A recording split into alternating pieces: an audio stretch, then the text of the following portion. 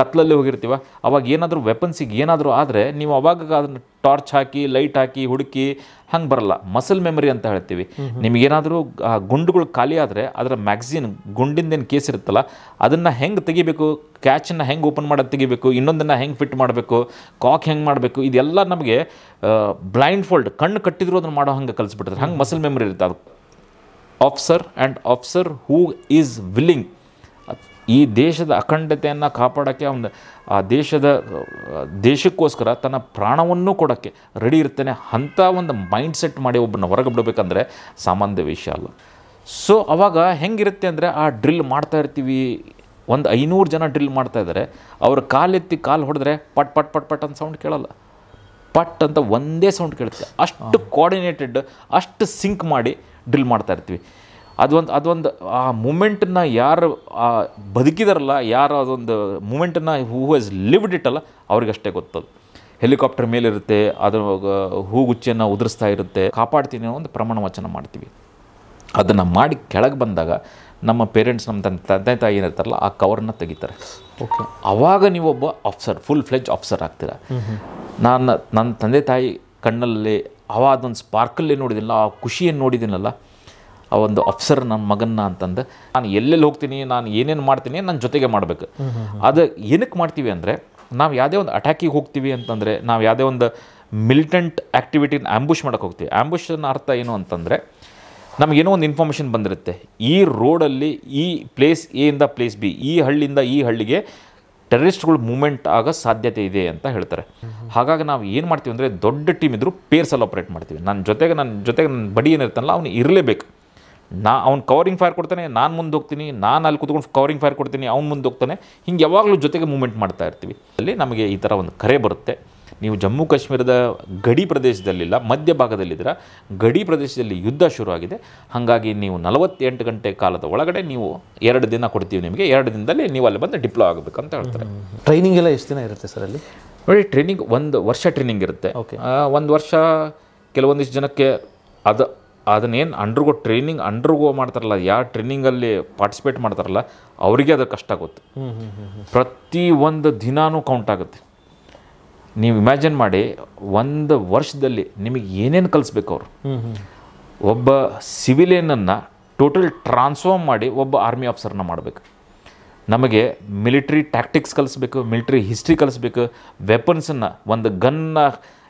ನಾವು ಈಗ ಯಾವುದಾದ್ರೂ ಎನ್ಕೌಂಟರ್ ಆಯಿತು, ಯಾವುದಾದ್ರೂ ಒಂದು ಅಟ್ಯಾಕಿಗೆ ಹೋಗ್ತೀವಿ ಅಂತಂದರೆ ಕತ್ಲಲ್ಲಿ ಹೋಗಿರ್ತೀವ, ಅವಾಗ ಏನಾದರೂ ವೆಪನ್ಸಿಗೆ ಏನಾದರೂ ಆದರೆ ನೀವು ಅವಾಗ ಅದನ್ನು ಟಾರ್ಚ್ ಹಾಕಿ ಲೈಟ್ ಹಾಕಿ ಹುಡುಕಿ ಹಂಗೆ ಬರಲ್ಲ. ಮಸಲ್ ಮೆಮರಿ ಅಂತ ಹೇಳ್ತೀವಿ. ನಿಮಗೇನಾದರೂ ಗುಂಡುಗಳು ಖಾಲಿ ಆದರೆ ಅದರ ಮ್ಯಾಗ್ಝಿನ್ ಗುಂಡಿಂದೇನು ಕೇಸ್ ಇರುತ್ತಲ್ಲ ಅದನ್ನು ಹೆಂಗೆ ತೆಗಿಬೇಕು, ಕ್ಯಾಚನ್ನು ಹೆಂಗೆ ಓಪನ್ ಮಾಡೋದು ತೆಗಿಬೇಕು, ಇನ್ನೊಂದನ್ನು ಹೆಂಗೆ ಫಿಟ್ ಮಾಡಬೇಕು, ಕಾಕ್ ಹೆಂಗೆ ಮಾಡಬೇಕು, ಇದೆಲ್ಲ ನಮಗೆ ಬ್ಲೈಂಡ್ ಫೋಲ್ಡ್ ಕಣ್ಣು ಕಟ್ಟಿದ್ರು ಅದನ್ನು ಮಾಡೋ ಹಂಗೆ ಕಲಿಸ್ಬಿಡ್ತಾರೆ. ಹಂಗೆ ಮಸಲ್ ಮೆಮರಿ ಇರುತ್ತೆ. ಅದು ಖಾಲಿ ಆದ ತಕ್ಷಣ ಆಟೋಮೆಟಿಕ್ ಕೈ ಹಂಗೆ ಹೋಗುತ್ತೆ. ಸೊ ಇದನ್ನೆಲ್ಲ ಪ್ರಾಕ್ಟೀಸ್ ಮಾಡಬೇಕು. ಇದಷ್ಟೇ ಅಲ್ಲ, ನೀವೊಬ್ಬ ಸೈನ್ಯದ ಅಧಿಕಾರಿಯಾಗಿ ಜಾಯ್ನ್ ಆಗ್ತೀರಂದರೆ ನಿಮಗೆ ಒಂದು 120 ಜನ ನಿಮ್ಮ ಜವಾನ್ಸ್ ನೋಡ್ತಾ ಇರ್ತಾರೆ, ನಿಮ್ಮನ್ನು ಪ್ರತಿ ಸಲ ನಿಮ್ಮ ಅಬ್ಸರ್ವ್ ಮಾಡ್ತಾ ಇರ್ತಾರೆ. ಸುಮ್ಮನೆ ರೆಹನ್ ಸೆಹನ್ ಅಂತ ಏನು ಹೇಳ್ತೀವಿ, ನಿಮ್ಮದೊಂದು ಔಟ್ಲುಕ್ ಅಂತ ಹೇಳ್ತೀವಿ, ಸೊಸೈಟಿಯಲ್ಲಿ ನಿಮ್ಮ ಬಿಹೇವಿಯರ್ ಎಲ್ಲದನ್ನು ಚೇಂಜ್ ಮಾಡಬೇಕಾಗತ್ತೆ. ಹಾಗಾಗಿ ನೀವು ಡ್ರೆಸ್ ಹೇಗೆ ಹಾಕ್ಕೋಬೇಕು, ನೀವು ಬೆಲ್ಟ್ ಅಲೈನ್ಮೆಂಟ್ ಹೆಂಗೆ, ಶರ್ಟ್ ಪ್ಯಾಂಟ್ ಬೆಲ್ಟ್ದ ಅಲೈನ್ಮೆಂಟ್ ಏನಿರಬೇಕು, ನೀವು ಊಟ ಮಾಡಬೇಕಾದ್ರೆ ಇವಾಗೆಲ್ಲ ಈಸಿ, ಇವಾಗೆಲ್ಲ ಹೋಟ್ಲಿಗೆ ಹೋಗ್ತೀವಿ, ಸ್ಪೂನು ಫೋರ್ಕ್ ಹೆಂಗೆ ಯೂಸ್ ಮಾಡಬೇಕು ಎಲ್ಲರಿಗೂ ಗೊತ್ತಿದೆ. 25 ವರ್ಷದಿಂದ ಅಷ್ಟು ಹೋಟ್ಲಿಗೆ ಹೋಗ್ತಿರಲ್ಲ, ಕೈಯಲ್ಲಿ ತಿನ್ನೋ ಅಭ್ಯಾಸ, ಅದನ್ನೆಲ್ಲ ಕಲಿಸಿ ಒಬ್ಬ ಸಿವಿಲಿಯನನ್ನು ಏನು ಹೋಗಿರ್ತಾನೆ ಅವನನ್ನು ಜೆಂಟಲ್ಮೆನ್ ಕೆಡೆಕ್ಟಾಗಿ ಟ್ರೈನ್ ಮಾಡ್ತಾರೆ. ಹೊರಗಡೆ ಬಂದಾಗ ಅವನೊಬ್ಬ ಆಫ್ಸರ್ ಹೂ ಈಸ್ ವಿಲ್ಲಿಂಗ್, ಈ ದೇಶದ ಅಖಂಡತೆಯನ್ನು ಕಾಪಾಡೋಕ್ಕೆ ಆ ದೇಶಕ್ಕೋಸ್ಕರ ತನ್ನ ಪ್ರಾಣವನ್ನು ಕೊಡೋಕ್ಕೆ ರೆಡಿ ಇರ್ತಾನೆ. ಅಂಥ ಒಂದು ಮೈಂಡ್ ಸೆಟ್ ಮಾಡಿ ಒಬ್ಬನ ಹೊರಗೆ ಬಿಡಬೇಕಂದ್ರೆ ಸಾಮಾನ್ಯ ವಿಷಯ ಅಲ್ಲ. ಸೊ ಟ್ರೈನಿಂಗ್ ಭಾಳ ಟಫ್ ಇರುತ್ತೆ. ನಾವು 1 ವರ್ಷ ಟ್ರೈನಿಂಗ್ ಇದ್ದರೆ ಸುಮಾರು ಒಂದು 3 ತಿಂಗಳಿಂದ ಕೌಂಟ್ ಡೌನ್ ಸ್ಟಾರ್ಟ್ ಮಾಡ್ತೀವಿ. ಅಂದರೆ 90 days to go, 89 days to go, 88 days to go, 80 days to go, ಹಿಂಗೆ ಕೌಂಟ್ ಡೌನ್ ಸ್ಟಾರ್ಟ್ ಆಗುತ್ತೆ. ಅಂದರೆ ಅಷ್ಟು ಕಷ್ಟ ಇರೋದ್ರಿಂದ ಅಷ್ಟು ಕಾಯ್ತಾ ಇರ್ತೀವಿ ನಾವು ಯಾವಾಗ ಟ್ರೈನಿಂಗ್ ಮುಗೀತು ಅಂತ. ಬಟ್ ಬರ್ತಾ ಹೆಂಗಾಗುತ್ತೆ ಗೊತ್ತಾ, ನಮ್ಮ ಲಾಸ್ಟ್ ಡೇ ಏನಿರುತ್ತಲ್ಲ ಪಾಸಿಂಗ್ ಔಟ್ ಪರೇಡ್ ಅಂತ ಇರುತ್ತೆ, ಡ್ರಿಲ್ ಇರುತ್ತೆ. ಚಟ್ವುಡ್ ಅಂತ ಬಿಲ್ಡಿಂಗ್ ಇದೆ, ನೀವು IMAದಲ್ಲಿ ನೀವು ಸರ್ಚ್ ಮಾಡಿ ನೋಡ್ಬೋದು. ಚಟ್ವುಡ್ ಬಿಲ್ಡಿಂಗ್ ಅಂತ, it's a very Majestic building. ಆ ಬಿಲ್ಡಿಂಗ್ ಮುಂದ್ಗಡೆ ಡ್ರಿಲ್ ಸ್ಕ್ವೇರ್ ಇದೆ. ಆ ಡ್ರಿಲ್ ಸ್ಕ್ವೇರ್ ಪಕ್ಕದಲ್ಲಿ ಎಲ್ಲ ವಿಸಿಟರ್ಸ್ VIP ಗ್ಯಾಲರಿ ಇದೆ, ಅಲ್ಲಿ ನಮ್ಮ ತಂದೆ ತಾಯಿ ಬಂದು ಕೂತ್ಕೊಂಡಿರ್ತಾರೆ. ನಾವು ಡ್ರಿಲ್ ಮಾಡ್ತೀವಿ. ಡ್ರಿಲ್ ಮಾಡಿ ಒಂದು ಫುಲ್ ರೌಂಡ್ ಹೊಡೆದು ಒಳಗೇನು ಹೋಗ್ತಿರ್ತೀವಲ್ಲ ಅವಾಗ ಸ್ಲೋ ಮಾರ್ಚ್ ಅಂತ ಹೇಳ್ತಾರೆ. ಸ್ಲೋ ಮಾರ್ಚ್ ಮಾಡ್ತಾ ಆ ಬಿಲ್ಡಿಂಗ್ ಒಳಗಡೆ ಹೋಗ್ಬೇಕು. ಆ ಬಿಲ್ಡಿಂಗ್ ಒಳಗಡೆ 2 ಸ್ಟೆಪ್ ಇದ್ದಾವೆ. 2ನೇ ಸ್ಟೆಪ್ ಮೇಲೆ ಅಂತಿಮ್ ಪಗ್ ಅಂತ ಬರೆದಿದ್ದಾರೆ, ಲಾಸ್ಟ್ ಸ್ಟೆಪ್ ಅಂತ ಬರೆದಿದ್ದಾರೆ. ಅಂದರೆ ಅದನ್ನು ಕ್ರಾಸ್ ಮಾಡಿದರೆ ನೀವು ಸೆಲೆಕ್ಟೆಡ್, ನಿಮ್ಮದು ಟ್ರೈನಿಂಗ್ ಕಂಪ್ಲೀಟ್ ಆಯಿತು ಅಂತ. ಸೊ ಅವಾಗ ಹೆಂಗಿರುತ್ತೆ ಅಂದರೆ ಆ ಡ್ರಿಲ್ ಮಾಡ್ತಾ ಇರ್ತೀವಿ, ಒಂದು 500 ಜನ ಡ್ರಿಲ್ ಮಾಡ್ತಾ ಇದ್ದಾರೆ. ಅವ್ರ ಕಾಲೆತ್ತಿ ಕಾಲು ಹೊಡೆದ್ರೆ ಪಟ್ ಪಟ್ ಪಟ್ ಪಟ್ ಅಂತ ಸೌಂಡ್ ಕೇಳಲ್ಲ, ಪಟ್ ಅಂತ ಒಂದೇ ಸೌಂಡ್ ಕೇಳುತ್ತೆ. ಅಷ್ಟು ಕೋಆರ್ಡಿನೇಟೆಡ್, ಅಷ್ಟು ಸಿಂಕ್ ಮಾಡಿ ಡ್ರಿಲ್ ಮಾಡ್ತಾ ಇರ್ತೀವಿ. ಅದೊಂದು ಆ ಮೂಮೆಂಟನ್ನು ಯಾರು ಬದುಕಿದಾರಲ್ಲ, ಯಾರು ಅದೊಂದು ಮೂಮೆಂಟನ್ನು ಹೂ ಹ್ಯಾಸ್ ಲಿವ್ಡ್ ಇಟ್ ಅಲ್ಲ, ಅವ್ರಿಗಷ್ಟೇ ಗೊತ್ತದು. ಹೆಲಿಕಾಪ್ಟರ್ ಮೇಲಿರುತ್ತೆ, ಅದರ ಹೂಗುಚ್ಚಿಯನ್ನು ಉದುರಿಸ್ತಾ ಇರುತ್ತೆ. ನೀವು ಹೋಗ್ತಾ ಹೋಗ್ತಾ ಆ ಸ್ಲೋ ಮಾರ್ಚಿಗೆ ಒಂದು ಮ್ಯೂಸಿಕ್ ಇದೆ, ಅದನ್ನು ಹಾಕ್ತಿರ್ತಾರೆ, ಸ್ಲೋ ಮಾರ್ಚ್ ಮಾಡ್ತಿರ್ತಾರೆ. ಇಲ್ಲಿವರೆಗೂ ನಾವು ಕಾಯ್ತಾ ಇರ್ತೀವಿ ಟ್ರೈನಿಂಗ್ ಯಾಕೆ ಮುಗಿದ್ರಪ್ಪ ಸಾಕಪ್ಪ ಅಂತ. ಅವಾಗ ಅನ್ನಿಸ್ತಾ ಇರುತ್ತೆ, ಹೌದಪ್ಪ ಇನ್ಮೇಲೆ ನಾವು ಎಲ್ಲರೂ ಹಿಂಗೆ ಸಿಗೋಕ್ಕಾಗಲ್ಲ. ಹಿಂಗೆ ಸಿಕ್ಕರೂ ಕೂಡ ಇದರಲ್ಲಿ ಎಷ್ಟು ಜನ ಹುತಾತ್ಮರಾಗ್ತಾರೆ, ಎಷ್ಟು ಜನ ತಿರ್ಕೊತಾರೆ, ಎಷ್ಟು ಜನ ತಮ್ಮ ಪ್ರಾಣವನ್ನು ಕಳ್ಕೊತಾರೆ ಅದೊಂದು ಫೀಲಿಂಗ್ ಕೂಡ ಇರುತ್ತೆ.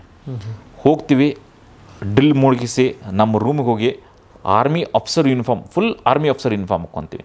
ಈಗ ಲೆಫ್ಟಿನೆಂಟ್ ಅಂತ ಕಮಿಷನ್ ಆಗ್ತೀವಿ ಅಂದರೆ ಲೆಫ್ಟಿನೆಂಟಿಗೆ ಹೆಂಗೆ ಭುಜದ ಮೇಲೆ 2 ಸ್ಟಾರ್ ಇರುತ್ತೆ, ಅದು ಸ್ಟಾರ್ ಅಂದರೆ ರ್ಯಾಂಕನ್ನು ಇಂಡಿಕೇಟ್ ಮಾಡುತ್ತೆ.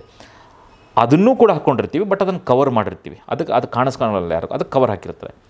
ಅಲ್ಲಿ ಅದನ್ನು ರೆಡಿಯಾಗಿ ಬಂದು ನಾವೊಂದು ಪ್ರಮಾಣ ವಚನ ತೊಗೊತೀವಿ. ಆ ಪ್ರಮಾಣ ವಚನದಲ್ಲಿ ಏನು ಹೇಳ್ತೀವಿ ಅಂದರೆ ಈ ದೇಶದ ಅಖಂಡತೆಯನ್ನು, ಒಂದು ದೊಡ್ಡ ಪ್ರಮಾಣ ವಚನ ಇದೆ, ಅದನ್ನು ಸಂಕ್ಷಿಪ್ತವಾಗಿ ಹೇಳ್ತೀನಿ. ಈ ದೇಶದ ಅಖಂಡತೆಯನ್ನು ನಾವು ನನ್ನ ಪ್ರಾಣ ಕೊಟ್ಟಾದರೂ ಪರವಾಗಿಲ್ಲ ಕಾಪಾಡ್ತೀನಿ ಅನ್ನೋ ಒಂದು ಪ್ರಮಾಣ ವಚನ ಮಾಡ್ತೀವಿ. ಅದನ್ನು ಮಾಡಿ ಕೆಳಗೆ ಬಂದಾಗ ನಮ್ಮ ಪೇರೆಂಟ್ಸ್, ನಮ್ಮ ತಂದೆ ತಾಯಿ ಏನಿರ್ತಾರಲ್ಲ ಆ ಕವರನ್ನು ತೆಗಿತಾರೆ. ಓಕೆ, ಆವಾಗ ನೀವೊಬ್ಬ ಆಫೀಸರ್, ಫುಲ್ ಫ್ಲೆಜ್ ಆಫೀಸರ್ ಆಗ್ತೀರ. ನನ್ನ ತಂದೆ ತಾಯಿ ಕಣ್ಣಲ್ಲಿ ಅದೊಂದು ಸ್ಪಾರ್ಕಲ್ಲೇ ನೋಡಿದಿಲ್ಲ, ಆ ಖುಷಿಯನ್ನು ನೋಡಿದ್ದೀನಲ್ಲ, ಆ ಒಂದು ಆಫೀಸರ್ ನನ್ನ ಮಗನ್ನ ಅಂತಂದು ನಿಮ್ಮ ತಂದೆ ನಿಂತ್ಕೊಂಡು ನಿಮ್ಮ ತಾಯಿ ನಿಂತ್ಕೊಂಡು ನಿಮಗೆ ಸಲ್ಯೂಟ್ ಮಾಡ್ತಾರಲ್ಲ, ಅದರದ್ದು ಒಂದು ಮಜಾನೇ ಬೇರೆ ಇದೆ. ಆವಾಗ ನಮ್ಮ ತಂದೆ ಹೇಳ್ತಾರೆ ನನಗೆ, ಇಲ್ಲಿವರೆಗೂ ನವೀನನ್ನ ನಾಗಪ್ಪನ ಮಗ ಅಂತಂದು ರೆಕಗ್ನೈಸ್ ಮಾಡ್ತಿದ್ರು, ಇನ್ಮೇಲೆ ನನ್ನನ್ನು ಲೆಫ್ಟಿನೆಂಟ್ ನವೀನ ತಂದೆ ಅಂತಂದು ರೆಕಗ್ನೈಸ್ ಮಾಡ್ತಾರೆ ಅಂತ ಹೇಳಿದ್ರು. ಸೊ ಅದೊಂದು ಹಾಗಾಗಿ ನಂದು ಆರ್ಮಿ ಟ್ರೈನಿಂಗ್ ಕಂಪ್ಲೀಟ್ ಆಗುತ್ತೆ. ಆಮೇಲೆ ನಾನು ಯೂನಿಟಿನ ಜಾಯ್ನ್ ಆಗ್ತೇನೆ. ಸರ್, ಜಾಯ್ನ್ ಆಗಿ ಎಷ್ಟು ದಿನ ಸರ್ವಿಸ್ ಆಗುತ್ತೆ? ಯಾವಾಗ ಕಾರ್ಗಿಲ್ ಸ್ಟಾರ್ಟ್ ಆಗುತ್ತೆ? ನೀವು ಜಾಯ್ನ್ ಆಗಿ ಎಷ್ಟು ದಿನ? ಓಕೆ, ನಾನು ಡಿಸೆಂಬರ್ 98 ನಾನು ಟ್ರೈನಿಂಗ್ ಮುಗಿಯುತ್ತೆ. ಆವಾಗ ಒಂದು ರಜಾ ಕೊಟ್ಟಿರ್ತಾರೆ ನಮಗೆ, ಒಂದು 21 ಡೇಸ್ ರಜಾ ಕೊಟ್ಟಿರ್ತಾರೆ. ಹಾಗಾಗಿ ಜನವರಿ ಫಸ್ಟ್ ವೀಕಲ್ಲಿ ನಾನು ಯೂನಿಟ್ಗೆ ಹೋಗಿ ಜಾಯ್ನ್ ಆಗ್ತೀನಿ. ನಾನು ಯೂನಿಟ್ ಜಾಯ್ನ್ ಆಗಿದ್ದು 13th battalion Jammu and Kashmir rifles ಅಂತ. ಆ ಬಟಾಲಿಯನ್ನ ಆವಾಗ ಎಂಥ ಒಂದು ಅದ್ಭುತವಾದ ಬಟಾಲಿಯನ್ ಅಂದರೆ, ಆವಾಗ ಸೋಪೂರ್ ಅನ್ನೋ ಒಂದು ಊರಲ್ಲಿ ನಾವು ಡಿಪ್ಲಾಯ್ ಆಗಿರ್ತೀವಿ, ನಮ್ಮ ಯೂನಿಟ್ ಇರುತ್ತೆ. ನಾನು ಜನವರಿಯಲ್ಲಿ ಹೋಗಿ ಜಾಯ್ನ್ ಆಗಬೇಕು. ಶ್ರೀನಗರದಿಂದ ಸುಮಾರು ಒಂದು 40-50 ಕಿಲೋಮೀಟರ್ ದೂರದಲ್ಲಿದೆ ಅದು ಸೋಪೂರ್ ಅಂತ.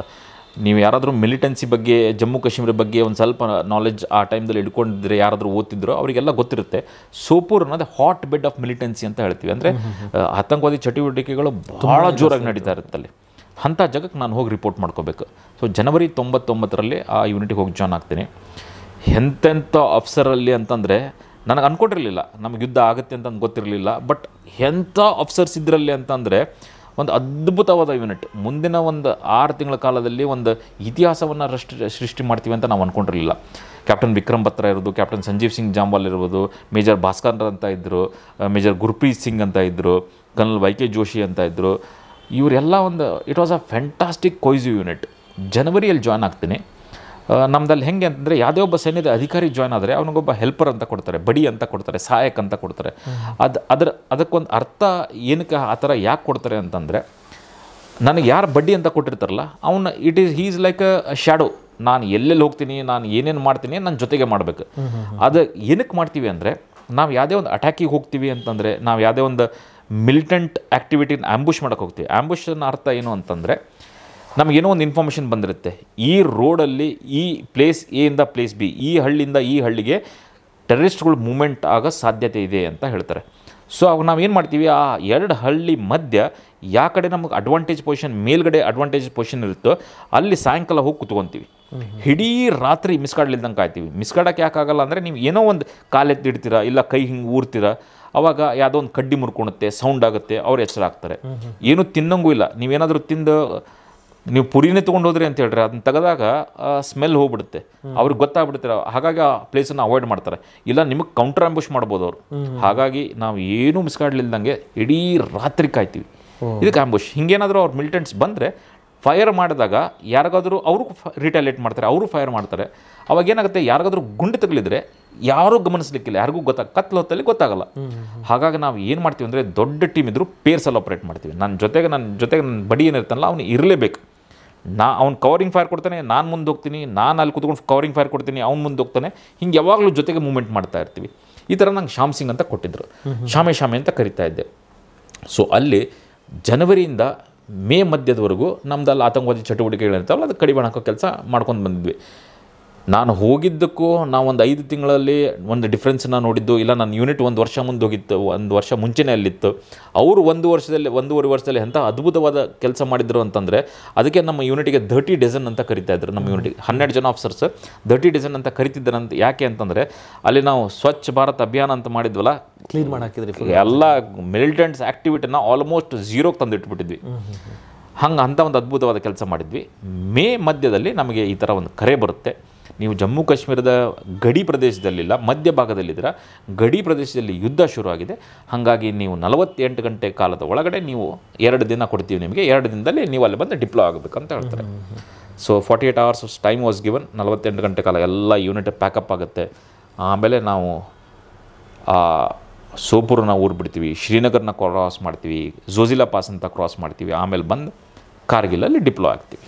So that is how our journey, ನಮ್ಮ ಕಾರ್ಗಿಲ್ ಯುದ್ಧದ ಪ್ರಯಾಣ ಅಲ್ಲಿಂದ ಶುರು ಆಗುತ್ತೆ.